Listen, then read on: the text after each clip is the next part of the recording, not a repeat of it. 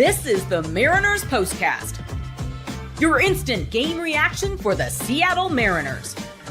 Part of the Locked On Podcast Network, your team every day. Okay, that just happened. Technically. That just happened. Technically. Oh, you have to laugh through the tears with this one. I don't know, man. Yeah. Anderson Hirst here, Christopher Crawford with your Mariners POSTCAST. Thank you for joining us in misery if you're a Mariners fan, and thank you for drinking our tears if you're not a Mariners fan. Really appreciate you joining the Mariners POSTCAST. We go live after every single Mariners game, and it's games like these and yesterday's and the days before where I wonder why I got into this. But I do it for you guys. I really appreciate you guys tuning in and hanging out with us. But God, I don't want to even say crappy baseball game because for the first third of the game, it looked great. Mm-hmm. For the middle third, it looked terrible. Terrible. And then it looked like you were going to save yourself again and have one of your good wins of the year. Mm-hmm. And then you catastrophically choke, and I mean choke it away in dramatic fashion. Andres Munoz blows the save, allows his first earned runs of the season. Chris Crawford, where do we go from here? What's your first take on today's game? Happy Cole Young Day, everybody. Woo-hoo. It's just if I was doing it on the old channel, there would be like at least a minute and a half of silence right now because I would just a video or wah-wah. The wah-wah is still my favorite video that I've ever done. If you want to go check out that channel after this one, you can get my detailed thoughts on a loss to the Angels where they got swept. This was bad. And like, it's easy to just focus on the prisoner of the moment of how bad that 10th inning was, but also then, and of course the 9th inning as well. But like for 6.5 innings or so, this offense was pathetic against Zebby Matthews as well. You get the 6 runs because one guy is really, really good at baseball and the rest of them pretty so-so. It's hard not to overreact, and it's hard not to just say this is as bad as it gets, because as bad as yesterday was, today feels worse because not only do you give up the 6th spot in the 12th inning, or in the 10th inning, excuse me. I wish it was 12 innings, but they certainly weren't going to go 12 after you give up a 6th spot. But having your closer just melt down like that, a guy who has been so reliable doesn't even come close to staying at Anders. The guy had an ERA of 0.00 today. And I don't want to go too crazy about like how he's not him, because he still is him. But him is human. And there's just so many ways you can go with this one, and all of it is bad, and I just hate the sport of baseball right now. Yeah. This bullpen besides Munoz is redacted terrible. Yeah. Munoz and Brash, I guess, and a little bit of Vargas, but everyone else just is awful. It's pathetic. Awful. And I said this to you. I don't know if the manager has anything to do with this, to be honest. Mm-hmm. It's the players that you're given, but we've been critical of Dan Wilson and his usage in some cases. You can't really be that critical of any decision that he made tonight. Sure. He used Munoz in the right spot. He just didn't get the job done. But these are the types of losses that Scott Service's teams do not lose. Yeah. They would, and it's happened 2 days in a row now, where it's like a complete implosion, especially in extra innings, which again is not something we used to see with the old Mariners. So I don't know if there's anything to take from that, but that's just my original observation. No, I totally get it. And, looking back on it, there weren't many losses that I can think of like that when Service was the job. And, Service lost the clubhouse. He flat out lost the clubhouse. And I understand why he was let go. And I still think Dan Wilson, the vibes that he's bringing to that locker room are pretty good.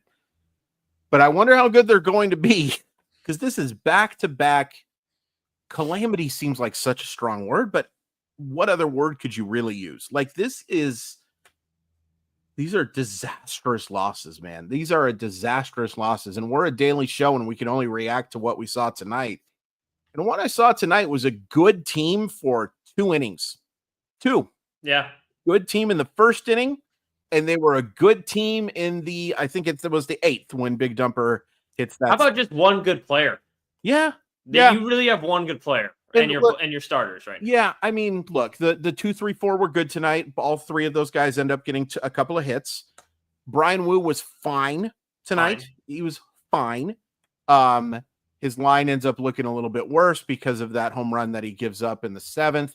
Boy, Bryan Woo, by the way, I do not remember him being this aggro. Like, he is so mad at every mistake he makes, and he looked almost as mad as J.P. Crawford did when they didn't call that strike 3 on Byron Buxton. He looked, again, quoting my grandma, madder than a wet hen that they did not give him that strikeout. But tonight was, and it sucks to waste. Big Dumper, I love you so much, man. And you had such an unbelievable game tonight, and that was a massive home run because what are we talking about? We don't have the extra inning blowout, so maybe we should be mad at Big Dumper for giving them enough of a lead to absolutely, the bed. But tonight you wasted such a spectacular effort from Big Dumper, and it sucks too because, like, going back to that first inning, it starts out as well as possible. You get a hit from J.P. Crawford, a ball that I think had an exit velocity of -82, but hey, still a hit. Jorge Polanco lines a grounder, of course, but at least makes some hard contact. Julio just gets under one, and then Big Dumper and Randy Rosarina go back to back, and you're feeling real good. And you're kind of thinking, oh, this was the response, right? This was the response to that crappy loss that you achieved on Thursday. And then for the next 7 innings, this offense, Big Dumper included, stunk. Yeah. Yeah. I mean, little peek behind the curtain as well, because we have to prepare our thumbnails, how it looks, and like what picture we use, and what we put on our background here. I had everything set up to just be a Big Dumper love fest. Cal for MVP, everything like how good he has been, and it sucks. It sucks that we're not talking about that right now, man. We're talking about this implosion from this bullpen. An inability to get anything besides 1 inning of good at bats from against a starter who has a 7 ERA right now. Like, the first time he goes 6+ innings in a start this season, it seems like that's happened to every pitcher the Mariners have faced recently. Yeah. It just wasn't good enough, and they just were worked for those next 6 innings, and that matters. That matters. You scored 6 runs tonight, and that should have been enough. But imagine if you hit Zebby Matthews for the 6 innings like you're supposed to hit Zebby Matthews, who I like as a pitcher, actually. He's been bad this year, but he has some long-term upside. I don't want to completely poo-poo his ability to pitch, but he's been bad this year, and he's a guy that you should have gotten to. You didn't get to him. No. You didn't get to him. You had 1 really good inning, and then he was super efficient, and the Mariners made him efficient over those next 6 innings. I know the big blame here is going to be Munoz. Technically, it's funny. That's his 3rd blown save. Yeah, that is his 3rd blown save. It's you take a look at the ERA, but that's number 3. The first 2 have come in extras where you have the guy on second base. So he hasn't been perfect, quote unquote. No. It's just, I just think that's worth pointing out that this was not his first blown save. They are the first 3 earned runs that he's given up on the season. And so that's super notable. And we have not seen him anywhere close to this poor, especially after what happened with 2 outs. But goodness gracious, what a crap factory of a loss this one is. Yeah. And it's starting to pile up. This team, like I mentioned it before we went live, this team hasn't played good baseball since the San Diego series. Yeah. They get lucky to win 2 out of 3 against one of the worst teams in baseball in Chicago. They honestly, if you guys remember, the game 3, they were losing that, and then Leody Taveras hits a home run to kind of save their butts. Mm-hmm. They lose 3 out of 4 to Houston. They lose 2 out of 3 of the Nationals, and now they're starting off this series on probably the worst note you possibly can. This is the stretch of the season that we're getting to where things can go south real quick. Sure. Real quick. Yeah. And if you guys don't know, Cole Young is being called up for this weekend series, according to multiple sources. We don't know who for yet. We don't know which game yet. I would assume he's in the lineup tomorrow. He has to be. So there seems to be a little bit of a sense of urgency from this front office. I don't know if it's injury related, but you got to do something at this point, right? Yeah. This is just, and I'm not asking anybody to panic. I'm asking people to react to what's happening right now. Yeah. There is a very thick line between the two. There is panicking and selling your farm for guys that are going to be short-term helpers and then having to start over again. And then there's also looking at this team and saying, oh, right. They need help. 5-win team that wasn't good enough to make the postseason. The exact same team we brought back. And, it's a different way they're losing right now. It's because, the Mariners have had one of the best bullpens for the last 3 years running. Well, it sucks right now.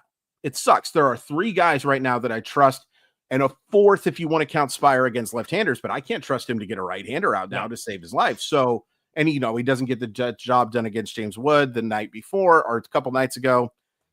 It's just not good. It's not good vibes, and it's so easy to just overreact to one game, but that's what we're here to do, Anders. We're here to react to these games, and tonight and last night are disastrous losses for our favorite baseball team.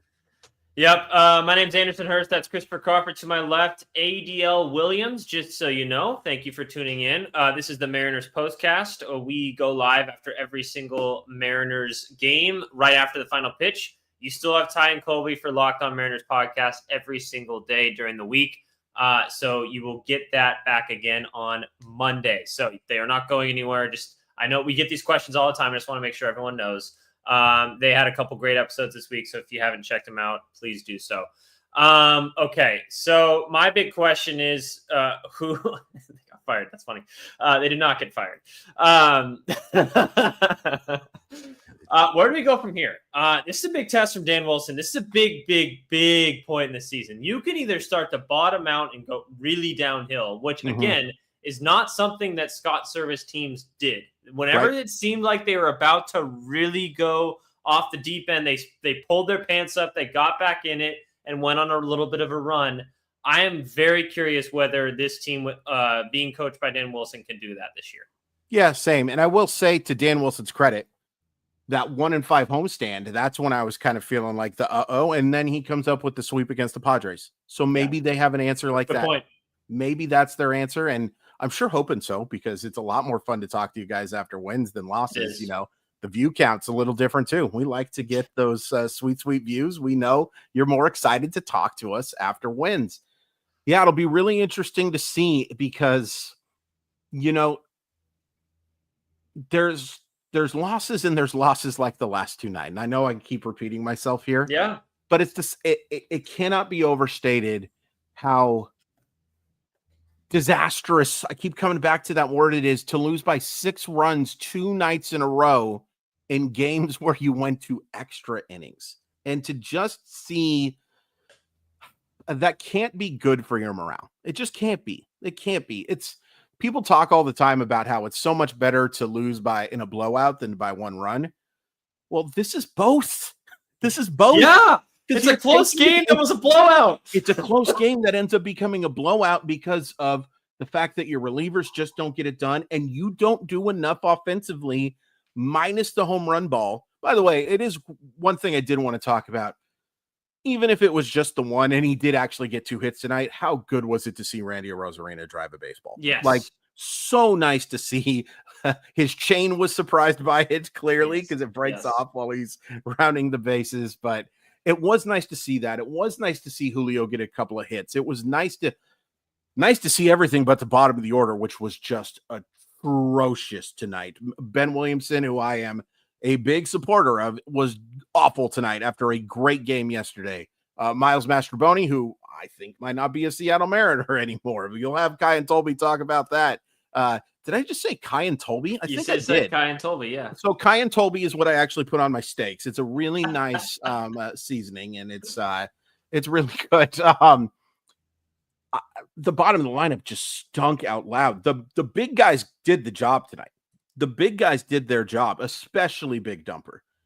It was everybody else tonight outside of Matt Brash, who we could probably talk a long time about whether it was a mistake to only have him face one batter. We could talk about doesn't end up mattering. Yeah, no, it doesn't, because you're going to use Brash in the 8th inning if you don't use him in the 7th. And Vargas did the job, and then you get to Munoz in the 9th. Yeah, and absolutely just crap the bed. It doesn't happen very often, but you got to talk about what we saw tonight. And Andres Munoz just wasn't good enough tonight. No. The command was bad. I had to go watch highlights of it because, I'll be taking you behind the scenes. I turned the thing off and I was like, Anders, you're going to have to let me know what happens. And, you take up by 3 with the best reliever in baseball. You're like, all right, maybe he gives up a run, ends the streak, but at least we still win the game. No, it's just bull crap. And it makes me question why I had to pick this team. And the answer is geography and also a hatred of myself. But there are just, you talk now. I'm done. Yeah. I'm in this. I kind of speechless too, dude. Like, we've gone through this 3 straight days now. Like, usually in the up and down of a 162 game season, you're like, all right, you get a couple games here and there where you're like, that was terrible. All right, but the team figures out a way to at least win a few games here and there to make you feel like, especially with this team lately, who has not fallen out off the cliff in the last 4 years. They've always been really good at being in it until the very end. I'm curious if that's going to be the case this year.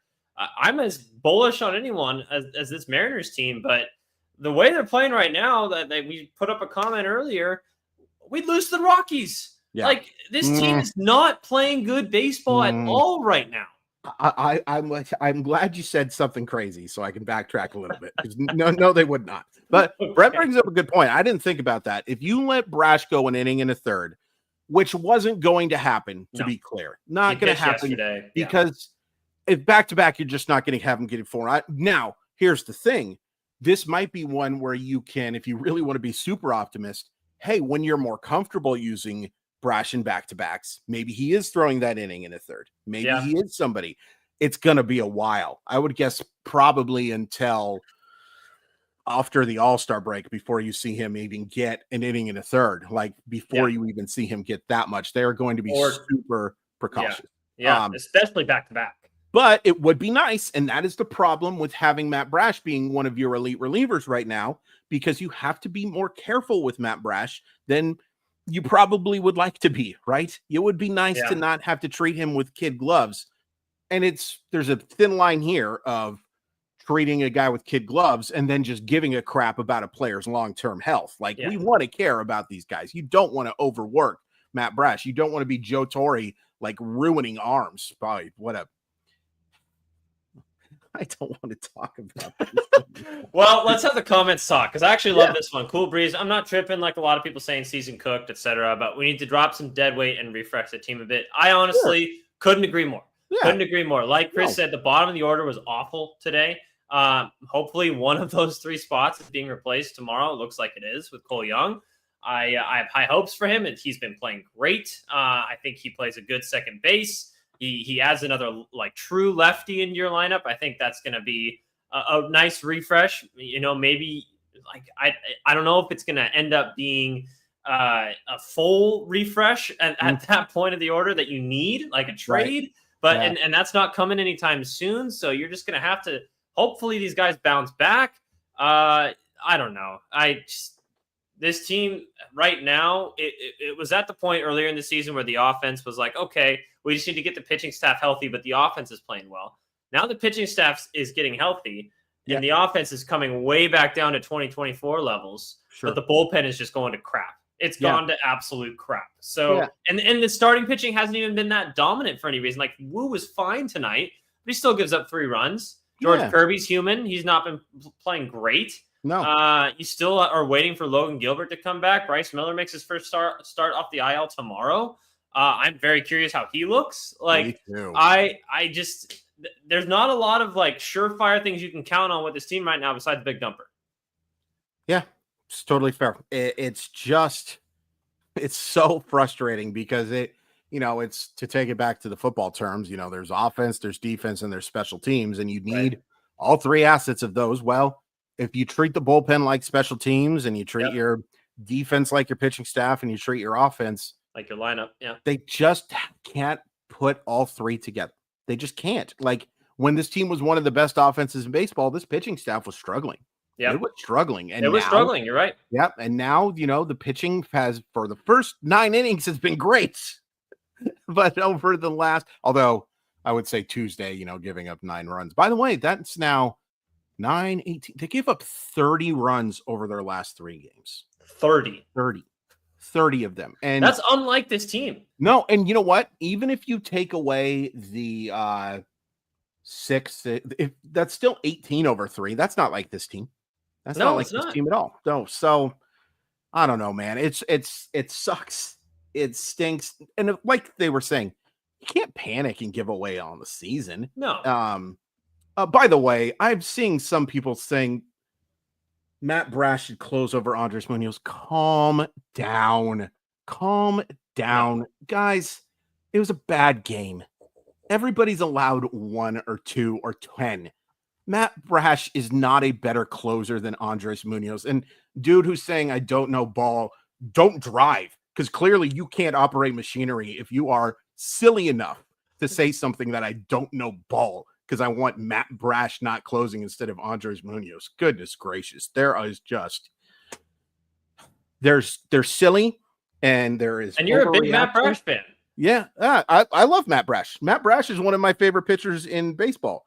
Saying that Matt Brash is a better closer than Andres Munoz is asinine.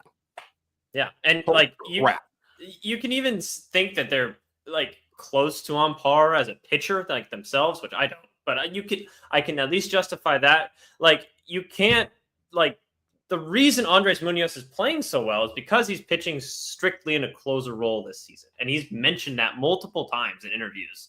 And I think Matt Brash his skill set is perfect for the high leverage before the closing situation, right? Get a couple strikeouts.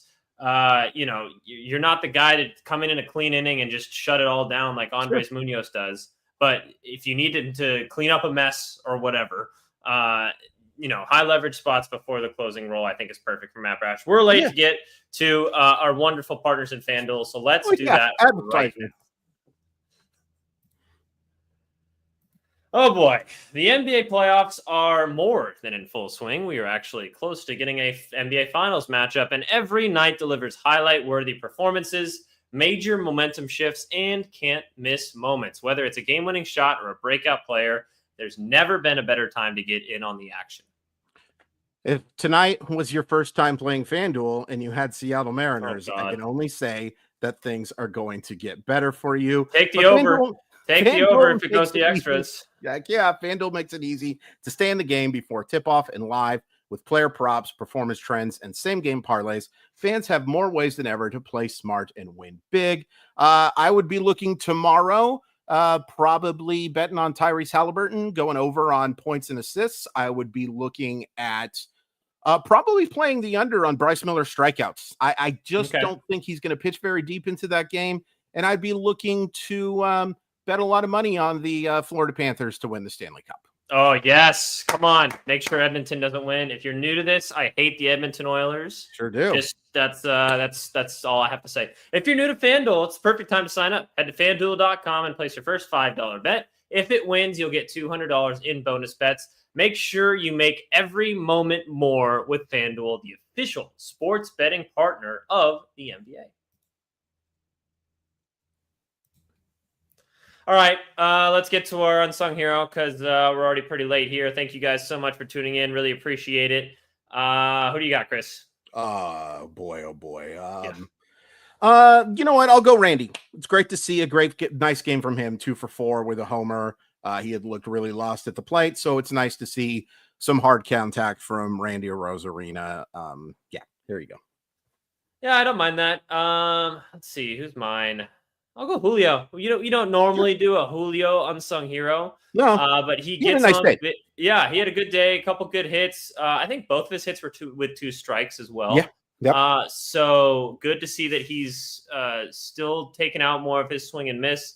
Doesn't have the big, huge, swing that you expect from him.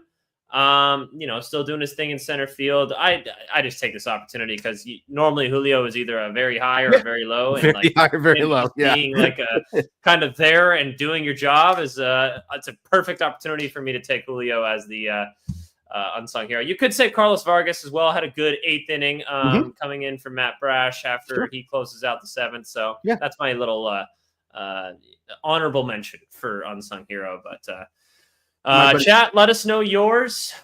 Be sure, if you missed any part of today's episode, you can catch it on any podcast platform if you want to hear us in your ears, or if you're driving around or something, whatever. If you just don't want to look at us, that's fine. That's fair. Totally fair. But if you do want to look at us, you can catch us back on the Mariners Locked On YouTube page. Just go to the live section and you will find all of our Mariners postcasts in that section there. Really appreciate you guys tuning in. We'll be back with you guys tomorrow. Please give us something else to talk about besides a bullpen blow up, because I can't do this for 3 days in a row. Apparently there's a closer controversy, so that'll be really fun to talk about tomorrow. Oh, geez. Okay. I'm not even entertaining that. Also, if you missed any of Ty and Colby's episodes from this week, they were great. Talking to me at Kimes. Who was the prospect guy that they talked to today? Adam. I can never. I always get the name wrong, but it's great. Please go check it out. It's great stuff on the MLB draft and great stuff on a bunch of stuff. Please go check that out. Yep. All right. You guys are awesome. Really appreciate you tuning in. Hopefully we're talking about something different tomorrow. We'll see you later.